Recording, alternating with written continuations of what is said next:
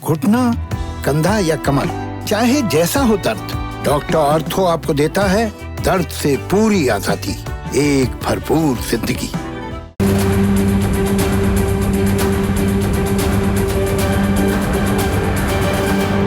नमस्कार, मैं हूं संदीप चौधरी। आज सबसे बड़ा सवाल में हम बात करेंगे कोरोना की, इस संकट, संक्रमण, आपदा, आफतकाल की, जिसमें पिछले 1.25 साल से आप, मैं, हम सब जी रहे हैं, जिंदगी की जंग लड़ रहे हैं। अब कोरोना का जो ये संक्रमण है, इसके फैलाव में कमी आई है, अच्छी खासी कमी आई है। जो आज का ताजा आंकड़ा है, पिछले 24 घंटे में 1,34,154 मामले सामने आए हैं, नए मामले। अपने आप में बहुत बड़ा आंकड़ा है ये। अभी हमें मुतमईन, आश्वस्त होने की कतई कोई जरूरत नहीं है, लेकिन 4 लाख से ऊपर भी आंकड़ा गया था, तो उस लिहाज से कम है। जो मौत का आंकड़ा है, 2,887 लोगों ने अपनी जान गंवा दी।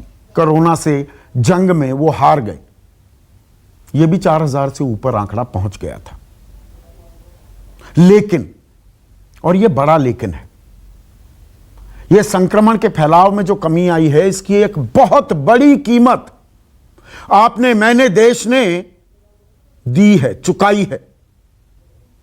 पिछले 2 महीने में हमने देखा और महसूस किया, पूरे भारत में कोई भी ऐसा शख्स नहीं है, कोई ऐसा परिवार नहीं है जो दिल पर हाथ रखकर यह कह दे कि उसने अपने जानने वाले, अपने रिश्तेदार, किसी को या तो खोया ना हो या अस्पताल में भर्ती कराने के लिए जद्दोजहद ना की हो।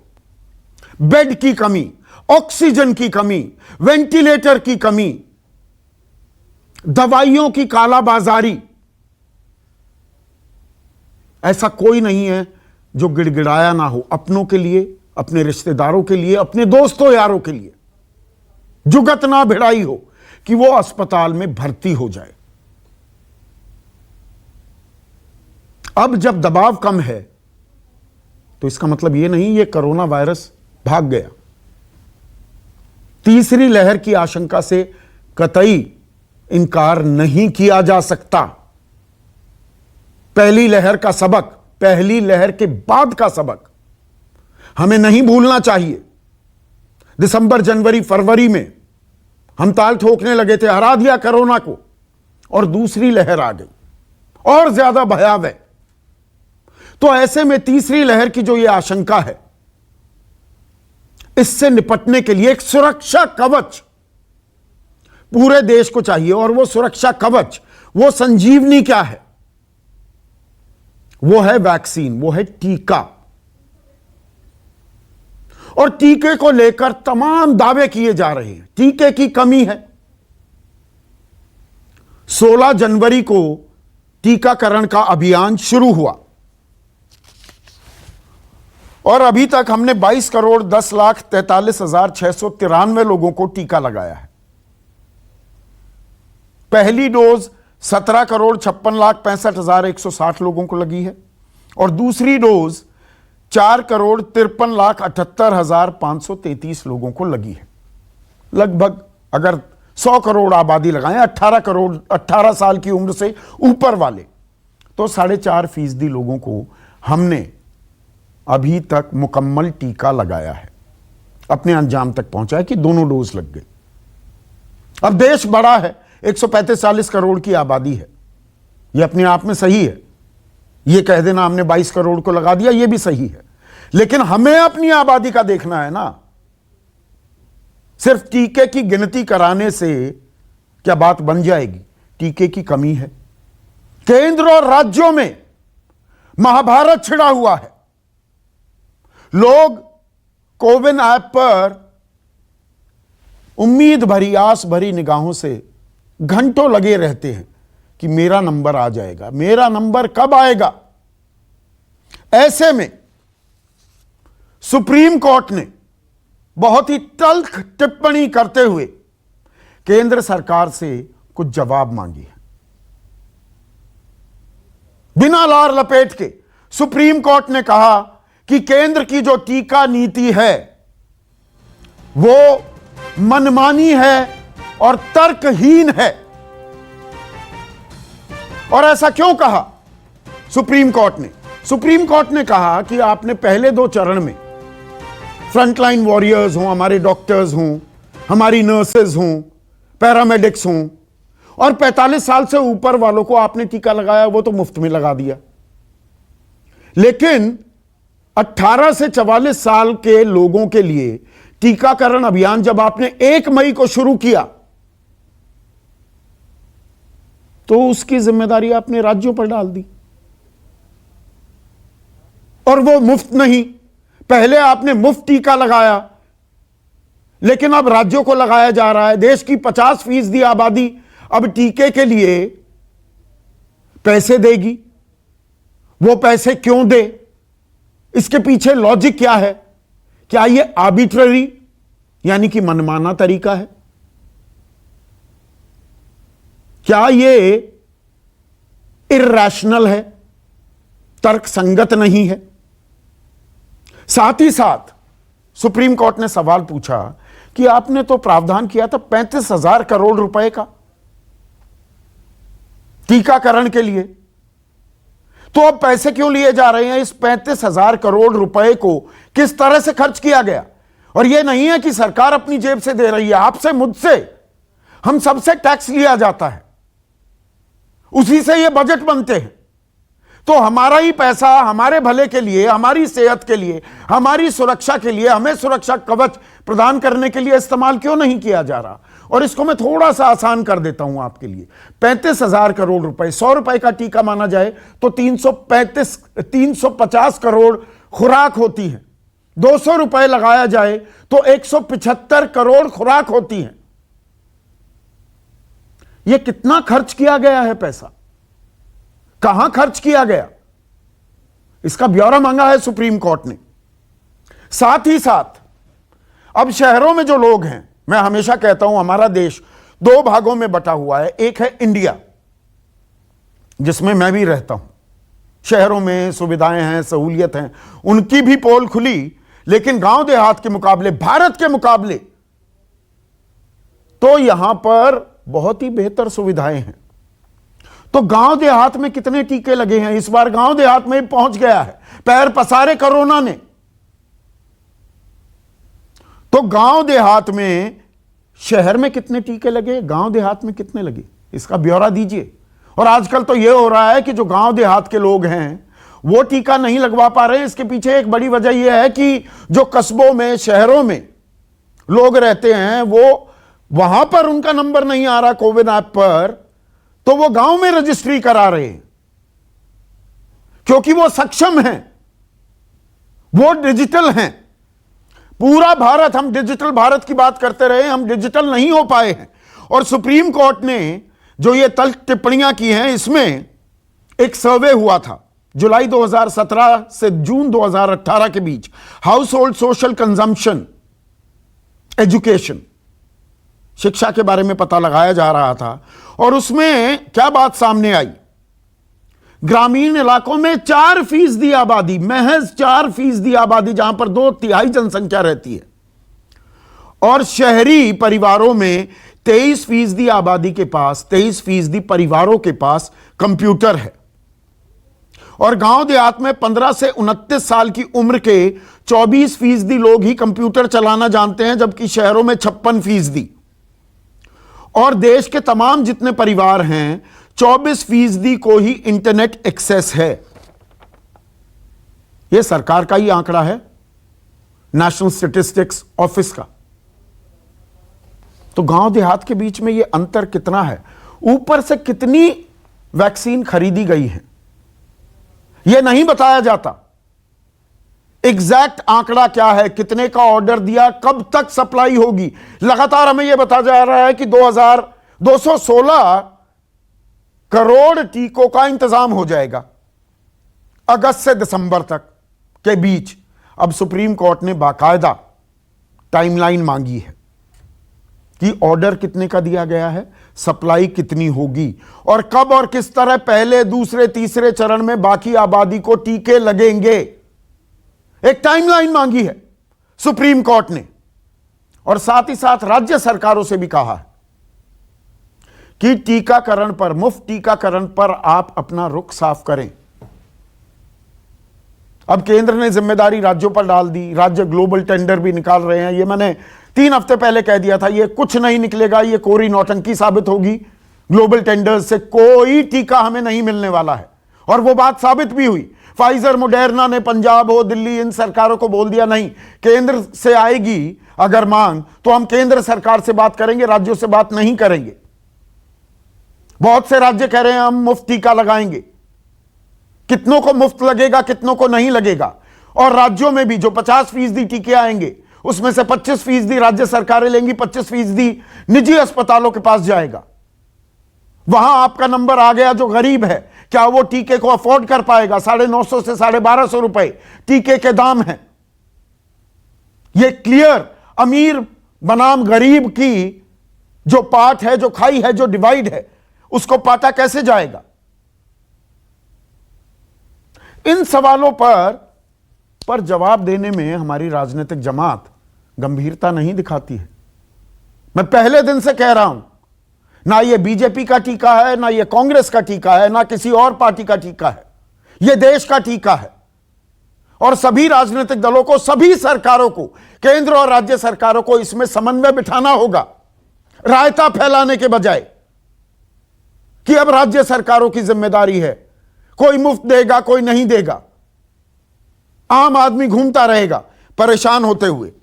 लेकिन हो क्या रहा है, मैं एक मानगी देता हूं दिल्ली की। देश का दिल दिल्ली, कहने को पूर्ण राज्य भी नहीं है, लेकिन यहां पर राजनीतिक युद्ध चल रहा है। युद्ध है कोरोना के खिलाफ, राजनीतिक युद्ध नहीं थमने का नाम ले रहा। संबित पात्रा सामने आए, आरोप लगा दिया आम आदमी पार्टी पर, मौतों के आंकड़े कम क्यों दिखाए जा रहे हैं, ऑक्सीजन ऑडिट से क्यों मना कर दिया। आप कह रहे थे 44 प्लांट लगने हैं, वो लगे हैं कि नहीं लगे हैं। कोरोना की टेस्टिंग कम क्यों हो रही है, अभी तक एक भी अस्पताल क्यों नहीं बनवाया। वैक्सीन को लेकर केजरीवाल झूठ क्यों बोल रहे हैं, ऑक्सीजन स्टोर करने की व्यवस्था क्यों नहीं है। ये तमाम सवाल पूछे। तो ये समस्या सिर्फ दिल्ली में है क्या, और राज्यों के बारे में क्या? ये बीजेपी बनाम आम आदमी पार्टी, या बीजेपी बनाम कांग्रेस, या विपक्ष बनाम सत्ता पक्ष की लड़ाई है। सिसोदिया, मनीष सिसोदिया उप मुख्यमंत्री हैं, वो पलटवार करते हैं कि बीजेपी को वैक्सीन की चिंता ही नहीं, ना ही तीसरी लहर की। देश सोच रहा था कि बीजेपी और संबित पात्रा फाइजर मोडर्ना की वैक्सीन लेकर आएंगे, बच्चों को वैक्सीन लगवाएंगे, लेकिन यहां पर सिवाय गाली देने के कोई काम नहीं किया जा रहा। तो मतलब आपस में लड़ते भिड़ते रहें, असल मुद्दे कहीं गौण हो जाएं।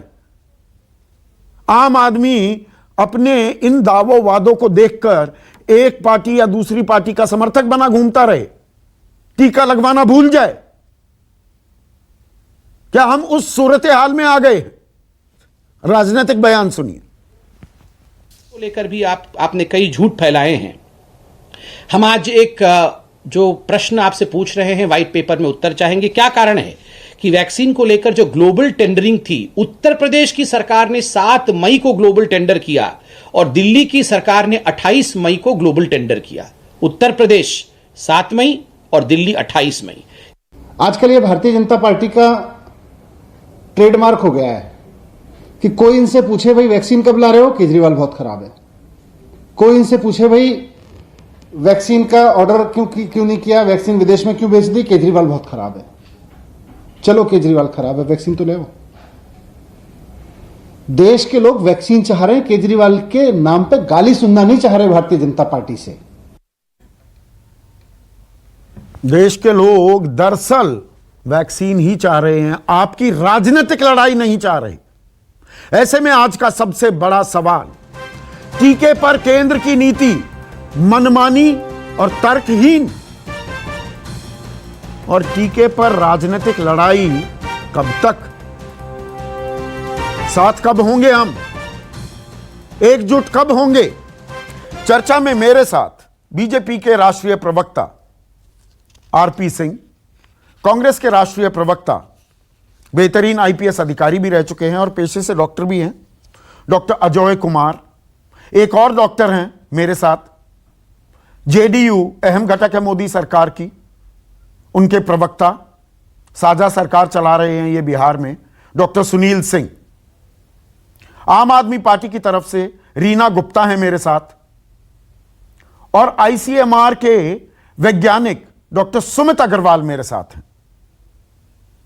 तो डॉक्टर सुमित अग्रवाल, हमारे देश में एक शगल हो गया है राजनीतिक चिल्पों।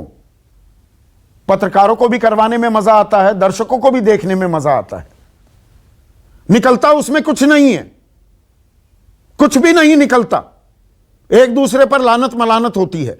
मेरा सवाल आपसे यह है, सुप्रीम कोर्ट जो यह सवाल पूछ रहा है, यह जायज सवाल हैं? टीका नीति को लेकर 16 जनवरी को जो शुरू हुई हमारी वैक्सीनेशन ड्राइव और यूनिवर्सल वैक्सीनेशन, यह मक्खी मुझे लगता है कि उसको पसंद नहीं आ रही मेरी चर्चा, और यह मेरे पीछे पड़ गई है।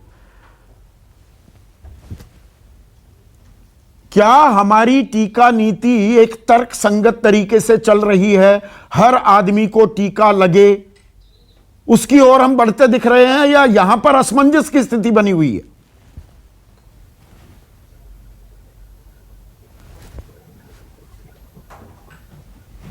जी चौधरी साहब, सबसे पहले आपका शुक्रिया इसमें इनवाइट करने के लिए। आपने पूछा कि माननीय सुप्रीम कोर्ट ने कहा है कि ये नीति तर्कसंगत और मनमानीपूर्ण लग रही है, मगर आपने एक शब्द मिस कर दिया है जो कहता है कि प्रथम दृष्टया, यानी कि फर्स्ट साइट पे ऐसा लग रहा है कि ऐसा है, बट जो गवर्नमेंट जो भी डिसीजन लेती है, चाहे वो policy decision related to vaccine हो या कोई और हो, ये गवर्नमेंट की अपनी राय के अलावा एक ग्रुप ऑफ एक्सपर्ट होता है, और ग्रुप ऑफ एक्सपर्ट जो होता है वो इन चीजों के ऊपर चर्चा करता है। और इस ग्रुप ऑफ एक्सपर्ट के अंदर इंडिया से जो भी टॉप लीडिंग इंस्टीट्यूट्स हैं, जो भी काम करते हैं, एम्स है, आईसीएमआर है या अदर एजेंसीज जो काम करती है, उनका एक ग्रुप, एक्सपर्ट ग्रुप इन चीजों पे डिसीजन लेता है और वो गवर्नमेंट को रिकमेंडेशन देता है। पहली चीज। दूसरी चीज जो इसके अंदर होती है, इसमें कोई भी पॉलिसी के अंदर, वैक्सीन पॉलिसी और कोविड-19 ये एक इवॉल्विंग सब्जेक्ट है, ये अल्टीमेट नहीं है। Day by day new research आ रही है, न्यू जानकारी आ रही है, नई तरह की तकनीकें आ रही हैं, और जो भी पॉलिसी ली जा रही है, नई तरह के रिसोर्सेज डेवलप हो रहे हैं। तो जो पॉलिसीज बनाई जा रही हैं वो हर वीकली तौर पे, डेली तौर पे, जैसे जरूरत होती है उस तरीके से। ये वीकली रिव्यू हो रहा है, मैं इस बात को पूरी तरह से समझता हूं और इसको अप्रिशिएट भी करता हूं, लेकिन हमारे पास कोई टाइमलाइन है, या हम आंकड़े हवा में उछाल देते हैं कि 216 करोड़ आ जाएंगी जी वैक्सीन, हम 1 मई से 18 से 44 के बीच में हमने टीकाकरण का अभियान शुरू कर दिया, हमारे पास उतने टीके थे, 35,000 करोड़ का प्रावधान किया गया, वो 35,000 करोड़ रुपए कितने खर्च हुए हैं? वो हमारा ही पैसा था डॉक्टर सुमित, और अब हमसे पैसे भी लिए जा रहे हैं। आप सुनेंगे तो मैं बता पाऊंगा। हाँ, एक्चुअली बताइए ना। जो आप कह रहे हैं 35,000 करोड़ रुपए जो असाइन किए गए हैं, वो एक ही दिन में खर्च करने के लिए नहीं किए गए हैं, पहली बात। और ये एक प्रोसेस है, एक कैपेसिटी होती है हर इंस्टीट्यूट की, जैसा कि आप यदि कोविशील्ड की बात करें तो कोविशील्ड अभी 5 से 6 crore vaccine per month production कर रहा है। कोवैक्सीन 1 से 2 करोड़ डोजेज वैक्सीन प्रोड्यूस कर रहा है। मगर आपको मालूम होगा कि जुलाई ये इस टेक्नोलॉजी को दूसरी गवर्नमेंट एजेंसीज को दिया गया है, जहां जुलाई में इसका प्रोडक्शन रेट 6 करोड़ तक हो जाने वाला है महीने के अंदर। सेम कोविशील्ड के साथ में स्पुतनिक 5 अब ऑलरेडी इंडिया में एक लॉट आ चुका है 30 लाख डोजेस का। और कल आपको यदि मालूम होगा तो सीडीएससीओ ने एक नया मैंडेट दिया है, जिसके अंदर ऑफिस ऑर्डर दिया है, जिसके अंदर जिन एजेंसीज को यूएस, यूके, यूरोप और जापान से परमिशन मिल चुकी है, सर्टिफाइड हो चुके हैं, उनको इंडिया में डायरेक्ट आकर सिर्फ एक छोटा सा ट्रायल करना होगा 100 पेशेंट्स के ऊपर, और वो अपनी वैक्सीन प्रोवाइड करवा सकते हैं। तो आम आदमी का जो, मैं कोर्ट की टिप्पणी कोट कर रहा हूं doctor Sumit, Constitution does not envisage courts to be silent spectators when executive policies infringe citizens' rights. आम आदमी के अधिकारों का अगर हनन हो तो अदालत मूक दर्शक बनकर नहीं बैठ सकती। बिल्कुल। तो आपको ये भी मानना होगा कि कोर्ट ने ये टिप्पणी की है मगर डिसीजन नहीं दिया है। कोर्ट ने 2 वीक का वक्त दिया है गवर्नमेंट को, और गवर्नमेंट की जो भी नीतियां हैं, जो भी जिन तथ्यों के आधार पर इन नीतियों का निर्धारण किया जा रहा है और जिन तथ्यों के आधार पर नीतियों को इम्प्लाइड नीति है भी किया जा हमारी रहा है, उनका नीति है, हम दिया जाएंगे। नीति है हमारी, आप ये कह रहे हैं? जी, नीति क्यों नहीं है? नीति है तभी तो आप देखेंगे यदि 4 महीने के अंदर आप 20 करोड़ लोगों को दे पा रहे हैं तो कुछ तो सिस्टम होगा। 18 से 44 साल के लोगों के टीकाकरण की शुरुआत कर दिया आपने 1 मई से।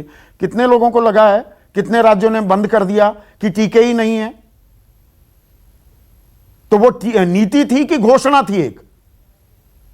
नहीं, घोषणा होती तो वैक्सीन किसी को भी नहीं लगता था। 8 से 18 किसी को, थोड़े बहुत को लग गया, ये नीति थी।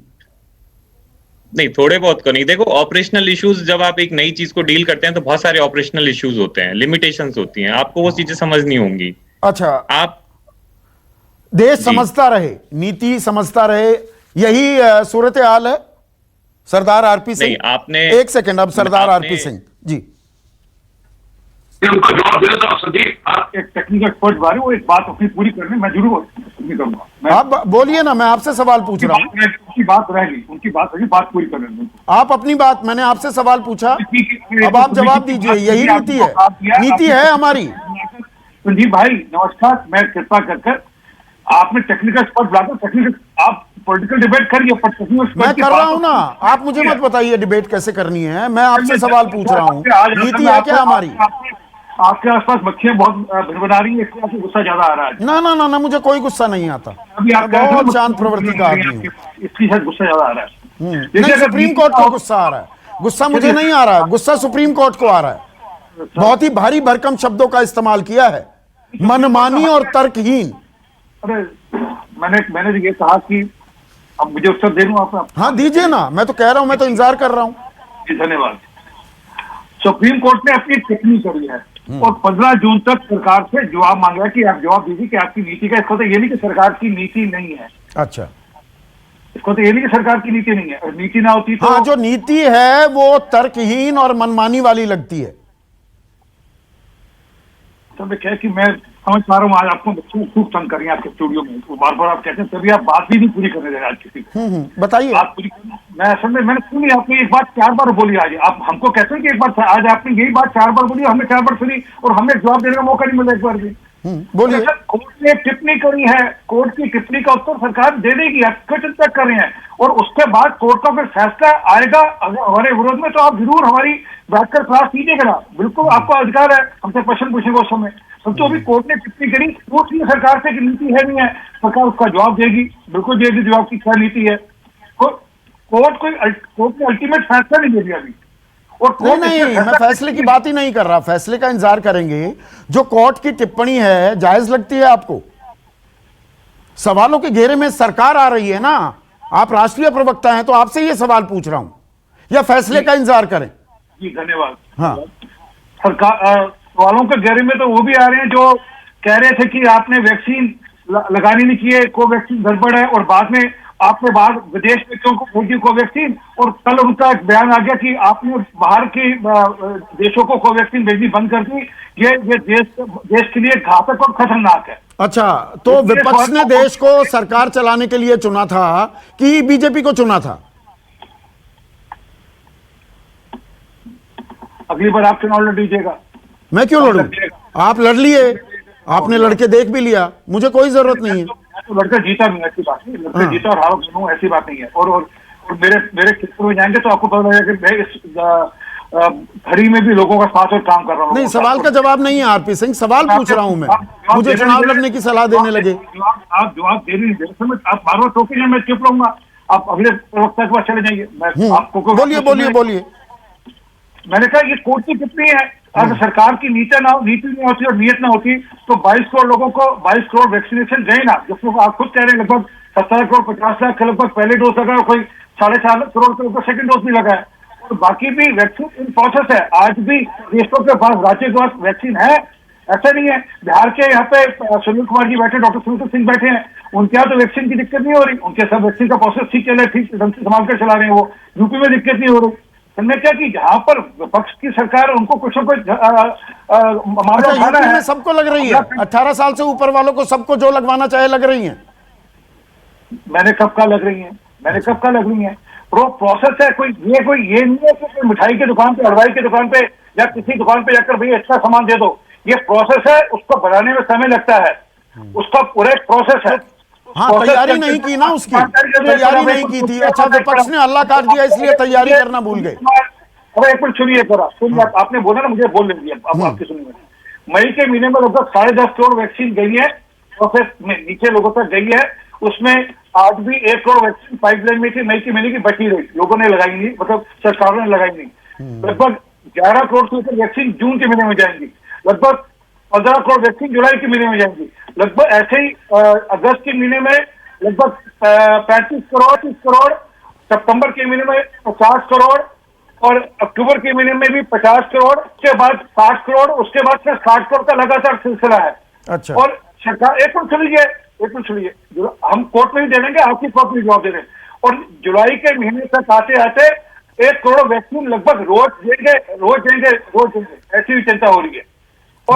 जो कोर्ट कह रही है कि आम आदमी के अधिकारों का हनन हो रहा है, आरपी सिंह, ये वैक्सीन बहुत अच्छी बात है, मैं सारी बातें फेस वैल्यू पर ले रहा हूं जो आपने टाइमलाइन दी, और ये आप अदालत को भी बता देंगे।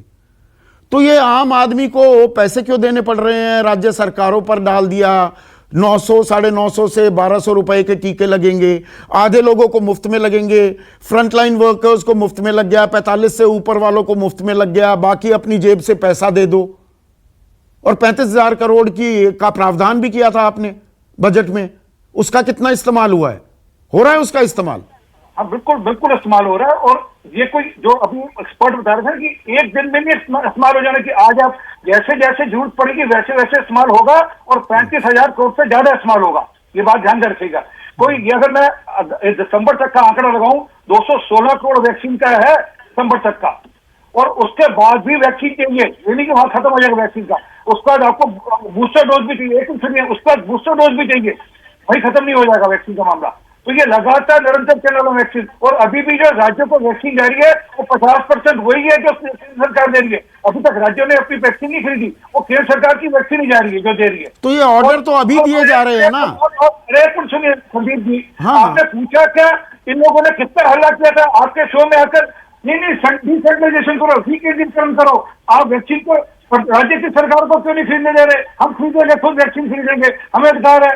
ये मुख्यमंत्री ने बोला था जी कि हमारे को अधिकार दो। आरपी सिंह, आप पत्रकार भी रहे हैं, ये राज्यों को आपने एक मिनट आपने राज्यों को जिम्मेदारी दे दी कि जी वैक्सीन खरीद लो।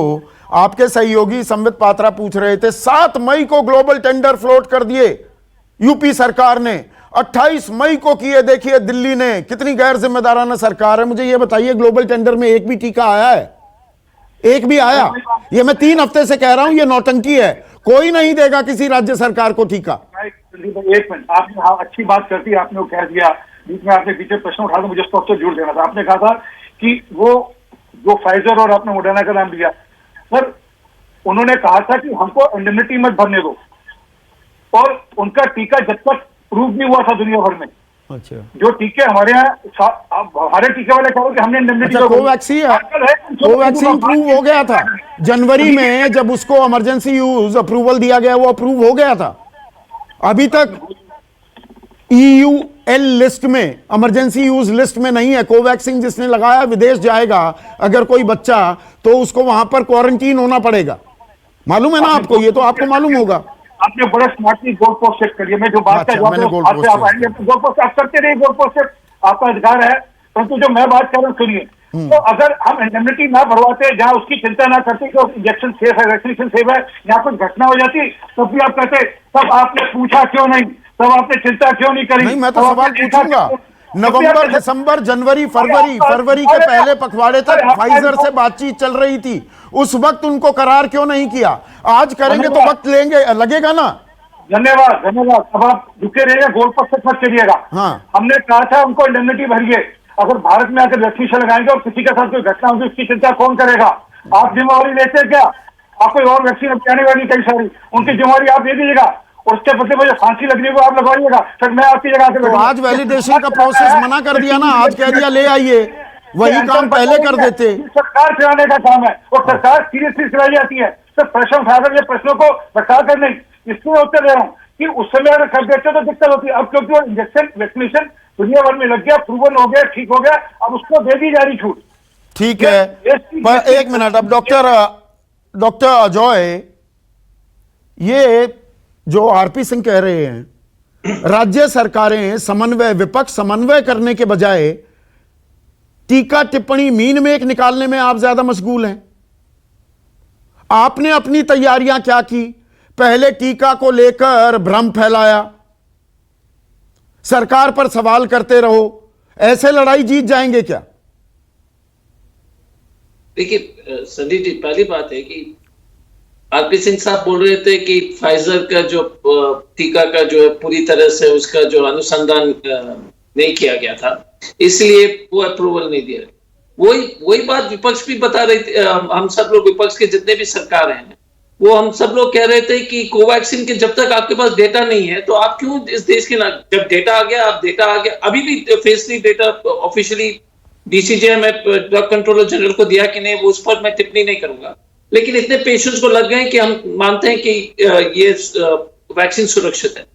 लेकिन आप देखिएगा कि इस देश में ये पहली केंद्र सरकार है जो प्रेस कॉन्फ्रेंस करके झूठे आंकड़े पेश करते हैं कि छत्तीसगढ़ में इतना वेस्टेज है, फिर छत्तीसगढ़ के मुख्यमंत्री एक प्रेस कॉन्फ्रेंस करके बताते हैं कि आपके आंकड़े गलत हैं, फिर झारखंड के बारे में बोलते, फिर झारखंड के मुख्यमंत्री बोलते हैं कि आपके आंकड़े गलत। इनके पास 35,000 करोड़ का जो पैसे हैं, उससे 100 करोड़ सरकारी रेट पर 100 करोड़ टीके जो है पूरे देश के, जो 100 करोड़ टीके का आप 100 करोड़ आबादी के टीकाकरण आप कर सकते थे। लेकिन उस 35,000 करोड़ में से सच्चाई यह है कि सरकार कह रही है कि हमने सिर्फ 4,000 करोड़ खर्च किए। अब ये हमें कुछ बात समझ में नहीं आ रही है। नहीं, मुझे समझ ये नहीं आ रहा है डॉक्टर अजय कुमार, जो आरपी सिंह कह रहे हैं, ये सारे विपक्षी राज्यों को ही दिक्कत क्यों होती है कि दिक्कत हो रही है जी, दिल्ली त्राहिमाम करेगा, हमें टीके कम मिल रहे हैं, महाराष्ट्र कहेगा, राजस्थान कहेगा, छत्तीसगढ़ कहेगा, यूपी, बिहार, मध्य प्रदेश, कर्नाटक, ये क्यों नहीं कहते? इसलिए वहां पर काम कैसे चल रहा है, वहां समन्वय कैसे हो रहा है? क्योंकि इनकी गद्दी जो है फिर हिल जाएगी। मैं अब हरियाणा बगल, दिल्ली के बगल वाले सरकार के बारे में बात कर लेते 2 सेकंड के लिए। हरियाणा के मुख्यमंत्री बोलते हैं कि दिल्ली सरकार है, बाकी राज्य, बाकी के प्रदेश के सरकार को जो है जब वैक्सीन मिलती है तो उसको जो है तुरंत खत्म नहीं करना चाहिए, ज्यादा दिन चलाइए। तो ये इनके इस कोविड की लड़ाई में इनका ये सुझाव है कि वैक्सीन तो है ही नहीं, तो आप एक दिन में उसको क्यों टीकाकरण मत कीजिए, 3-4 लाख लोग का मत कीजिए। लेकिन समस्या और बड़ी है, मैं आपको आंकड़े देता हूं। कल महाराष्ट्र में 4,000 लोग को सरकारी अस्पताल में जो टीके दिए गए और प्राइवेट में 40,000। कर्नाटका में 15 लाख सरकार को वैक्सीन मिली, प्राइवेट हॉस्पिटल को 16 लाख। आपने शो की शुरुआत में कहा था कि जो वैक्सीन अपार्टाइड जो देश में हो रही है, एक तो कोविन ऐप के द्वारा और एक जो है ड्राइव इन वैक्सीनेशन। तो क्या, मुझे ये बताइए डॉक्टर अजय कुमार, आप तो डॉक्टर हैं, health is a state subject, राज्यों का अपना बजट नहीं होता कि सुप्रीम कोर्ट ने राज्यों से भी 2 हफ्ते में जवाब मांगा है कि मुफ्त टीकाकरण पर आपका रुख, आपकी नीति क्या है? आप क्यों नहीं मुफ्त टीका लगा सकते? सारे काम केंद्र सरकार करेगी क्या? जितने भी हमारे प्रदेश सरकार है, हमने तो ऐलान कर दिया, वो 400 रुपए में भले हो या जो भी हो, झारखंड हो, महाराष्ट्र हो, पंजाब हो, राजस्थान हो, पूरे 18 से ऊपर सबके लिए मुफ्त टीकाकरण की जाएगी। नहीं, पर वहां पर 25%, जो 50% खेप जाएगी, 50% केंद्र देगा, 50% राज्यों के पास जाएगा, 50% में से 25% राज्य सरकार खरीदेगी, 25% निजी अस्पतालों के पास जाएगा। निजी अस्पताल में पैसे क्यों दे आम आदमी? नहीं, एक मिनट, हम तो कह रहे हैं कि हमको पूरा दे दीजिए। ये केंद्र सरकार निजी अस्पताल को दे रहे हैं, हम नहीं दे रहे हैं। तो देखिए एक चीज है, ये सरकार की ढोंगी नीति को आप आपने जो बेनकाब किया उसके यही उदाहरण है। आप महाराष्ट्र सरकार ने वहां के प्राइवेट हॉस्पिटल को वैक्सीन नहीं दिया है, हमारे हाथ में नहीं है। ये प्रोक्योरमेंट जो प्रदेश को जो 50% केंद्र सरकार, 50% बाकी लोग, उसमें से 25% प्रदेश को, 25% निजी संस्थान को। और खेल और बहुत बड़ा है, मैं उसको उदाहरण नीति के रूप में एक ही बहुत ही संवेदनशील उदाहरण देता हूं।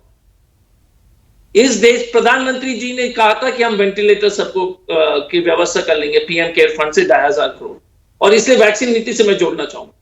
उसमें से जो कंपनी वेंटिलेटर बनाती है, जिसके सबसे ज्यादा अनुभव है, उसको सिर्फ 900 वेंटिलेटर के ऑर्डर दिए, और गुजरात की 2 कंपनी जिसका कोई अनुभव नहीं है, जो वेंटिलेटर गए भी पंजाब हो, राजस्थान हो, पेटी पैक पड़े रहे, आप ये रोना रोते रहे जी हमारे पास स्टाफ नहीं है, ट्रेंड मेडिकल स्टाफ नहीं है, पेटी पैक पड़े रहे ना, झारखंड में भी, राजस्थान में भी। झारखंड को तो आप बड़ी बात ही जानते हैं।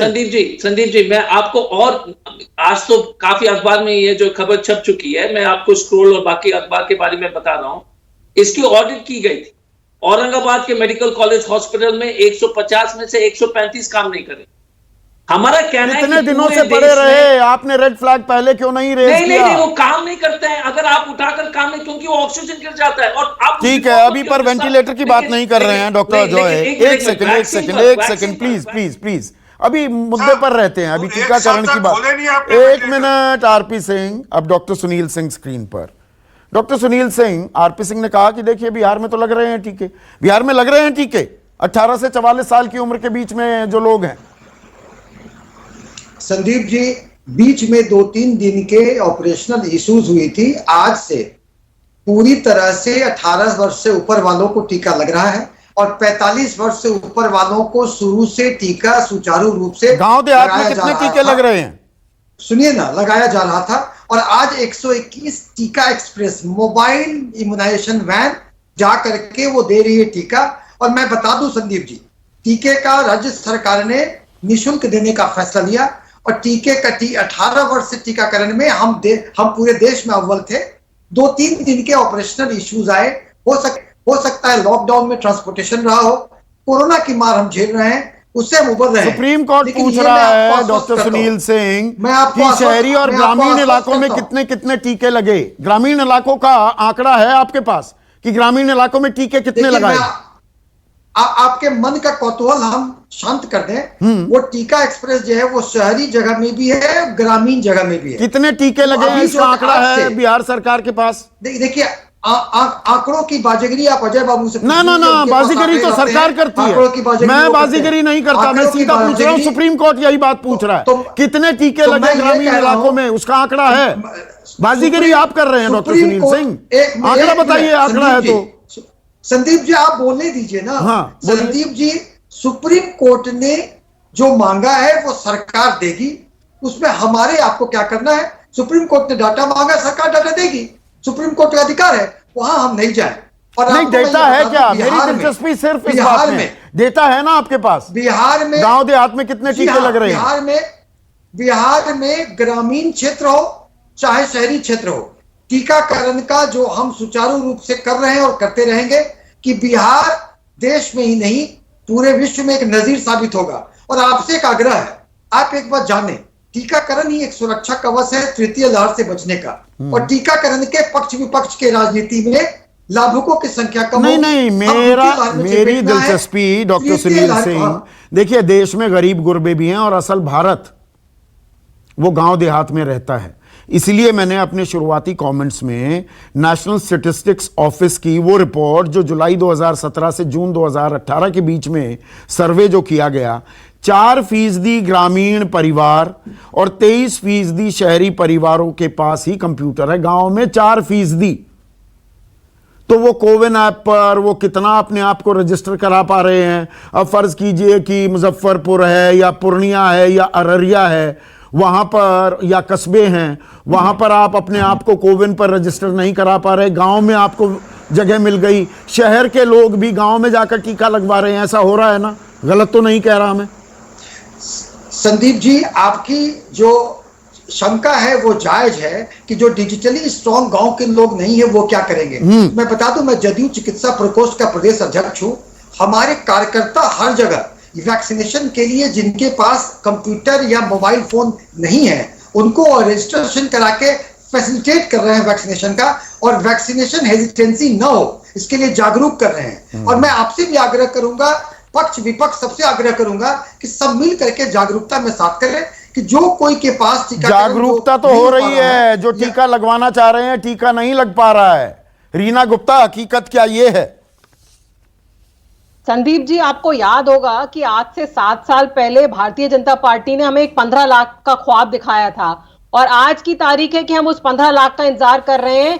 ये जो टीकाकरण है, जो वैक्सीनेशन है, ये भी उसी तरह का एक जुमला सा बनता जा रहा है। और आपने बिल्कुल ठीक कहा, कोई नीति ही नहीं है केंद्र सरकार की। और ये मैं नहीं कह रही हूं, ये देश के विदेश के सारे WHO के साइंटिस्ट सब ये बात कहते आ रहे हैं कि जो भारत की जो टीकाकरण की नीति है वो बिल्कुल ही एकदम बेकार नीति है। WHO कहती है कि टीका जो होता है सबको फ्री मिलना चाहिए, एक्सेसिबल होना चाहिए। ये 2 सबसे बड़े नियम होते हैं टीकाकरण के, और दोनों ही बातों पे केंद्र सरकार पूरी तरह विफल हो गई है। आप अपनी सरकार की बात कीजिए ना। आपने कितने ऑक्सीजन प्लांट लगा दिए? आपने लगाए? आपने कितने टीके लगाए उसके लिए? आज आप वैक्सीनेशन पे चर्चा कर रहे हैं, ऑक्सीजन पे कर रहे हैं? नहीं, सवाल तो पूछा जाएगा ना। आज की तारीख कितने ऑक्सीजन प्लांट लगवाए? 2014 से लगातार आपकी सरकार है, आपने कितने नए अस्पताल बनवाए? ये सवाल होंगे। जब आप 15 लाख का सवाल पूछती हैं तो ये सवाल भी पूछे जाएंगे। बताती हूँ, हाँ। जब हमारी सरकार दिल्ली में आई थी, दिल्ली में 8,000 बेड्स थे। आज की तारीख में दिल्ली में 25,000 बेड हैं। 3 नए अस्पताल बन चुके हैं। और मैं आपको एक्चुअली इनवाइट करूंगी, आप आइए, देखिए कौन से नए अस्पताल बने हैं और कौन से नए बेड्स हमने ऐड करे हैं। ये संवेद पात्रा की तरह नहीं है कि आप हवा में आके कोई भी कुछ भी आप कोई भी आंकड़ा दे दीजिए। और यही कारण है कि आज सुप्रीम कोर्ट ने कहा है, क्योंकि सुप्रीम कोर्ट को केंद्र सरकार के किसी आंकड़े पे विश्वास नहीं है। उन्होंने बोला है कि हमें परचेज ऑर्डर का डिटेल दीजिए, प्रोजेक्टेड डेट्स दीजिए, क्योंकि ये साबुन तेल नहीं है, ये टीका है। आप हवा में कोई भी आंकड़ा दे देते। मैं आपको एक एग्जांपल देना चाहूंगी। मई के महीने में इन्होंने कहा कि हम 8.5 करोड़ टीके लगाएंगे और 8.5 करोड़ का प्रोडक्शन होगा। आप देखिए, वास्तव में सिर्फ 6 करोड़ टीके लगे, तो 2.5 करोड़ टीके कहां चले गए? आपने कहां भेज दिए 2.5 करोड़ टीके? अगर आप कह रहे हैं कि 8.5 करोड़ टीके का प्रोडक्शन हुआ और सिर्फ 6 करोड़ टीके लगे, तो 2.5 करोड़ टीके कहां गायब हो गए? पहली बात। दूसरी बात, आज की तारीख में जब दिल्ली सरकार ने 1.5 करोड़ टीके का ऑर्डर दिया है और हमें कहां दिया है? टीका नहीं मिल रहा है। आप अगर उत्तर प्रदेश सरकार ग्लोबल टेंडर, वो चाहे उसमें से कुछ नहीं निकला, 7 मई को ग्लोबल टेंडर वो फ्लोट करते हैं, आप 28 मई को आप जागते हैं। ये आपकी प्राथमिकता दिखती है ना। अब कहेंगे कि हमें मालूम था, तो फिर ग्लोबल टेंडर क्यों आपने फ्लोट किए? आपने बिल्कुल सही बोला शुरू में। ये ग्लोबल टेंडर के चक्कर में जो इन्होंने पूरे देश का 1 महीना बर्बाद किया है, इनको तो आपने ग्लोबल टेंडर क्यों फ्लोट किए? आप कहते हैं कि ग्लोबल टेंडर से कुछ नहीं निकलेगा। हमें बोला गया कि ग्लोबल टेंडर करिए, आप विदेश से लेके आइए, तो हमने भी फ्लोट किया। आप बताइए किस राज्य सरकार का ग्लोबल टेंडर सक्सेसफुल हुआ है? कहां पे टीके आए हैं? कहीं पे टीके नहीं आए हैं। कोई भी कंपनी डील करने के लिए तैयार ही नहीं है स्टेट गवर्नमेंट के साथ। सबको सॉवरेन गारंटी चाहिए, और ये बात केंद्र सरकार को पता थी, लेकिन क्योंकि ये ब्लेम गेम करना चाहते थे, अपनी गलतियां, तो आप भी तो उसी में लगे हुए हैं। मिलकर ये बैठकर बातें नहीं हो सकती कि यहां पर ये दिक्कत है, या हर जगह प्रेस कॉन्फ्रेंस होगी, आरोप प्रत्यारोप होंगे, पलटवार होंगे, चिट्ठियां लिखी। आज की तारीख में भी यह है कि जो फॉर्मूला है, जो ICMR का फॉर्मूला है, केंद्र सरकार ने कहा कि 3 कंपनी को दिया जा रहा है। हैफकिन इंस्टीट्यूट के साथ आज तक MOU साइन नहीं हुआ है। क्यों साइन नहीं हुआ है बताइए आप? इसमें क्या साठगांठ है कि आप फॉर्मूला नहीं दे रहे हैं दूसरी कंपनी को? क्यों नहीं दे रहे हैं आपका इसमें क्या वो लाभ हो रहा है कि 2 ही कंपनी अभी तक मैन्युफैक्चर कर रहे हैं? सुप्रीम कोर्ट ने कहा है आप कंपलसरी लाइसेंसिंग यूज कीजिए, ज्यादा से ज्यादा कंपनी को मैन्युफैक्चरिंग का फॉर्मूला दीजिए। अभी तक वो फॉर्मूला नहीं दिया जा रहा है। और प्राइसिंग की तो आप बात ही मत करिए। वो वैक्सीन जो बांग्लादेश में 200 रुपए की बेची जा रही है, तो आपका अपना बजट नहीं है। 69,000 करोड़ का बजट है, आप पब्लिसिटी पर खर्च करते हैं, तो आम आदमी को जो टीका लग रहा है उसका बोझ दिल्ली सरकार क्यों नहीं ले लेती? वो पैसा भी तो आम आदमी का है। दिल्ली सरकार तैयार है, दिल्ली सरकार के पास बजट है, पूरा बजट है, पर केंद्र सरकार ने 2 जो कंपनी सप्लाई करती हैं उनको बोल दिया है कि केंद्र सरकार की अनुमति के बिना किसी भी राज्य सरकार को आप नहीं दे सकते। तो दिल्ली के पास बजट होने का भी कोई फायदा नहीं है। आप बताइए क्या करें हम उस पैसे का? RP Singh, last comment. एक बड़ी खबर आ रही है, लास्ट कमेंट। ये राजनीतिक तू मैं से कोरोना की लड़ाई हम जीत जाएंगे? मैं संदीप भाई आपकी पूरी बात से हाँ मैं हाँ करता हूँ कि तू मैं से लड़ेंगे और ये मिलकर ही करना पड़ेगा। ये जो अपने आप को हम मालिक हैं, उड़ीसा की सरकार में दिक्कत, वहाँ विपक्ष की सरकार है ना, आंध्र की सरकार में दिक्कत, ये जो दिल्ली के मालिक रोज रोज आकर कहते हैं और करने से समय भाग जाते हैं, सर दिक्कत है। इन्होंने कहा 17,000 बेड, मैं चैलेंज दे रहा हूँ अभी आपके टीवी चैनल पर, कल चलिएगा मेरे साथ, मैं आपको फोन करूँ, लेकर जा रहा हूँ 17,000 बेड देखने चलेंगे, कहाँ आया 17,000 बेड। झूठ बोलते हैं लगातार। पूरे देश का ये हाल है ना, ये बीजेपी बनाम दिल्ली की लड़ाई की जी, डेथ सर्टिफिकेट इतने कर दिए, कोरोना की मौतें कम बता रहे हैं। दिव्य भास्कर की खबर आई थी, गुजरात में पिछले साल जितनी मौतें हुई और इस साल जितनी मौतें हुई हैं 3 महीनों में, मार्च अप्रैल मई में 70,000 का फर्क है। ये पूरे देश में हो रहा है ना। मैं यही कह रहा हूं, ये आपसी लड़ाई में हम जीतेंगे क्या? इसको हम छोड़ सकते हैं थोड़े दिनों के लिए? उसमें मुझे आपसे भी सहयोग चाहिए, हमको मिलकर लड़ना और हमें आपसे भी सहयोग चाहिए, ताकि इस साल के अंत तक हम देश के 100 करोड़ से ऊपर लोगों को डबल डोज इंजेक्शन लगा पाए और अगले साल मार्च अप्रैल तक देश सुरक्षित हो पाए। तो जहां जहां दिक्कतें हो रही हैं उनको हम उठाते रहेंगे, यही हमारा ध्यान आकर्षण प्रस्ताव होता है आरपी सिंह। और इस वक्त एक और बड़ी खबर आ रही है, जब हम कोरोना की बात कर रहे हैं, फ्रंटलाइन वॉरियर्स हैं डॉक्टर्स, और मध्य प्रदेश में 3,000 जूनियर डॉक्टर्स ने सामूहिक इस्तीफा दे दिया है। 4 दिनों से वो 6 सूत्री मांग पर अड़े हुए थे। मांग क्या है? कि हर साल हमारा इंक्रीमेंट कर दो। कोविड ड्यूटी को ग्रामीण अनुबंध से जोड़ने की भी बात हो रही थी, सुरक्षा और परिवार के लिए मुफ्त इलाज की वो बात कर रहे थे। और मेरे सहयोगी नितिन मेरे साथ जुड़ गए हैं, विपिन मेरे साथ जुड़ गए हैं। विपिन, सरकार क्या बिल्कुल मानने को तैयार नहीं थी इन मांगों को, जो जूनियर डॉक्टर्स की मांगे थी, कि उन्हें इस्तीफा देना पड़ा है, सामूहिक इस्तीफा? बिल्कुल, ये एक लंबी प्रक्रिया है जो पिछले महीनों से चली आ रही थी।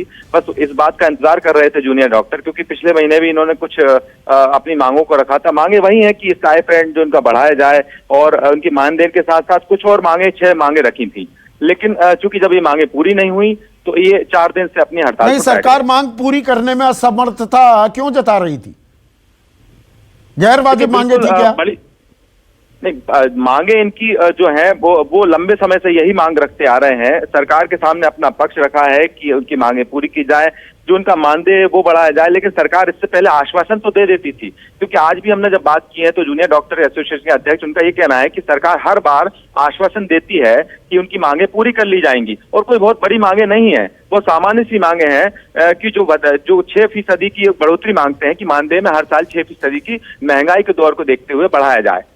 और कोरोना में जो ड्यूटी कर रहे हैं उन ड्यूटी को भी उन्होंने ये भी मांग की है कि जो 1 साल जो बॉन्ड भरवाते हैं उस बॉन्ड को भी इस ड्यूटी के साथ जोड़ दिया जाए कि उन्होंने ड्यूटी की थी। तो इन साधारण सी मांगों को लेकर ये लगातार लंबे। और एक तरफ तो हम डॉक्टर्स को कोरोना वॉरियर्स कहते हैं, और डॉक्टरों ने बेहतरीन काम किया है, अपने परिवार की परवाह किए बिना हम सब लोगों का इलाज करने में वो डटे रहे दिन रात। डॉक्टर सुमित अग्रवाल, आखिरी सवाल आपसे, अगर हम ये मांगे पूरी नहीं कर सकते, हो सकता है कि कुछ मांगे आप पूरी तरीके से पूरी ना कर पाए, पर एक चर्चा, एक डायलॉग तो जरूरी होता है। 3,000 जूनियर डॉक्टर सामूहिक इस्तीफा दे दें, हमारी व्यवस्था पर तो सवाल उठते हैं ना कि हम डॉक्टरों को किस नजरिए से देखते हैं। नहीं, डॉक्टरों को अच्छे नजरिए से ही देखा जाता है, और इनके, अब मुझे मुद्दे का पूरा मामले की पूरी जानकारी नहीं है, मगर निश्चित तौर पे उनके बीच में कुछ संवाद कायम हुआ होगा, और नहीं हुआ होगा तो नेक्स्ट 1 या 2 दिनों में कर लिया जाएगा। तभी तो इस्तीफा दिया गया है, सामूहिक इस्तीफा। क्योंकि मैं भी एक जब जूनियर रेसिडेंट था 10 साल पहले, तो हमारे साथ भी ऐसी सिचुएशन होती थी कभी कभी, और अभी वर्क प्रेशर इतना है तो इमोशनल तौर पे भी इस चीज का काफी बर्डन होता है, और मुद्दे संवाद कायम ना होने की दृष्टि में उन्होंने ऐसा कदम लिया होगा। मगर इस समय कोई भी स्टेट गवर्नमेंट हो, चाहे वो संवाद होना चाहिए, और ये मुश्किल वक्त है, डॉक्टर्स सख्त हैं, लगातार हमारे उपचार में लगे हुए हैं, तो ऐसे में 3,000 जूनियर डॉक्टर्स अगर सामूहिक इस्तीफा दें, ये हमारी व्यवस्था पर कोई अच्छी टिप्पणी नहीं है। और सुप्रीम कोर्ट ने जो ये 6 अहम सवाल पूछे हैं, उम्मीद यही है कि सरकारें, केंद्र और राज्य सरकारें अब कम से कम समन्वय करेंगी, और जो पहली नजर में जो बात डॉक्टर सुमित अग्रवाल कह रहे थे, ये तल्ख टिप्पणी की है कि तर्कहीन और मनमानी वाला रवैया जो है उसे स्ट्रीमलाइन करने की जरूरत है, क्योंकि वैक्सीन ही देश का सुरक्षा कवच है। नमस्कार। खास जड़ी बूटियों से बना पेट सफा आयुर्वेदिक चूर्ण आज ही ले आएं। पेट सफा पहली रात से ही असर दिखाता है और इसकी आदत भी नहीं पड़ती। पेट सफा, हर रोग दफा।